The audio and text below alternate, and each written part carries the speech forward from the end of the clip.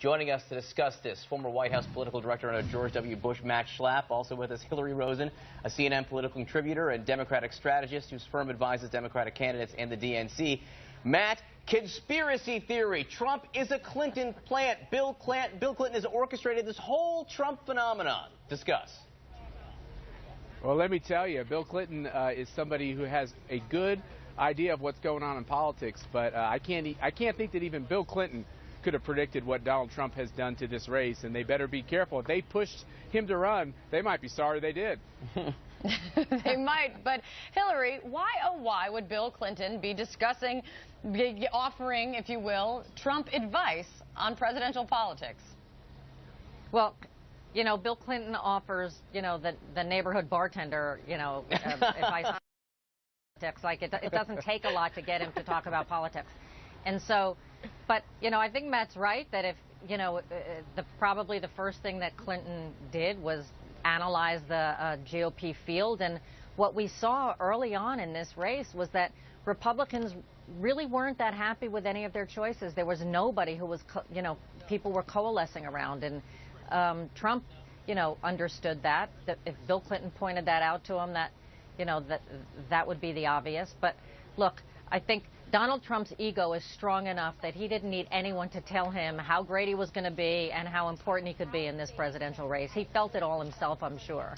Well, look, there no doubt were a lot of strong egos on that phone call. And as you both say, Bill Clinton does love to dispense political advice. We were reminded in 2012 with the Clinton Global Initiative, Bill Clinton gave Mitt Romney debate advice just before Mitt Romney was due to debate Barack Obama. So it is a guy who loves to talk about politics. But Matt, you know, Donald Trump, he hung with the Clintons. I mean, the Clintons went to his wedding in 2005. Do you expect that people on the Republican side are going to use this to point out that, hey, Donald Trump's not really one of us? He's played it all ways over the years. Look, they tried this when he first got into the race. They said he's appealing to the wacko birds and he's appealing to the crazies. You know, John McCain took him on. There was a lot of insider voices inside Washington trying to belittle Donald Trump. And the fact is Donald Trump isn't the most partisan of Republicans. He has not some kind of party operative over the past couple of decades. He's more of an independent guy. And guess what? My party's big enough to take independent voices and have people run. And I disagree with Hillary. I actually think we have a really strong Republican field. It's stronger than it was the last two times. Yes, they're not coalescing behind one candidate, but that's because they have so many to choose from. Look at the debate that's going to happen tonight. You got two stages. There's so many good candidates. These are senators. These are governors. You know, Donald Trump, you've got to give him credit. He has really stood out and connected with voters. And with Donald Trump being the front runner, why then is Hillary Clinton not taking him on so much, Hillary? Her main target has been, most recently, Jeb Bush. I mean, we are still in the primary here. Is there a risk that she's kind of running, again, that she's going to face criticism for running a general election campaign before she's even out of the primary?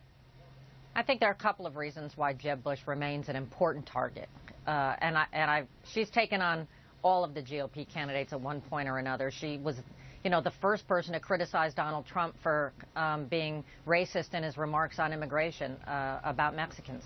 So what I think we have, though, is that, you know, Jeb Bush in particular, from where I sit, is kind of the favorite of the donor class, of the establishment, of the traditional Republican media in many ways. And so undermining his ideas, undermining his credibility, talking about how what he stands for is not the mainstream of America, elevates you know, her positions. And so, you know, I don't think she needs to get into a kind of a shouting match with Donald Trump, because he doesn't engage on the issues. He engages in personal attacks. That's not where Hillary Clinton is going to go at this point. She doesn't need to. Matt? Hillary, she needs to get into a shouting match with Bernie Sanders. If you look at these New Hampshire polls, she's got a plenty hard enough fight within her own party without focusing on ours. But she is focusing on the Republicans, and to an extent on Jeb Bush, Matt, more than others. I mean, the New York Times pointed out today, she really seems to have a rapid response operation ready to pounce anytime Jeb says anything. You know, and back up for a second, from a nonpartisan perspective, do you think that's wise? If they're placing a bet that he's the ultimate nominee, does it make sense to land some punches now, Matt? Yeah, I don't know if they'll like hearing it from me, but I want to give her some credit. I mean, she's alive. The candidate is alive. This kind of rose strategy of keeping her away from the press and keeping her out of the fray, it's actually damaging her candidacy. She looked actually like she was active and on the attack, and that's always better in politics. You're better to be on your front foot attacking and having your voice heard than you are hiding and ducking like she's been doing over the course of the last months. And look, let's talk about tonight for 1 minute on this point, which is I don't think those Republican candidates are going to spend much time attacking each other or Donald Trump. What they're going to be doing is attacking Barack Obama and Hillary Clinton. So, you know, she's going to be front and center in this debate tonight and not be there. And so a lot of what they're going to have to do with the Clinton campaign over the next week is push back on you know, who's going to be the best leader for this country and fighting back on the attacks that she's going to withstand tonight. Sure, there's going to be a lot to work with after tonight, that's for sure, Hillary. Right. Yeah. Matt, great to see you. Hillary, thank you so much.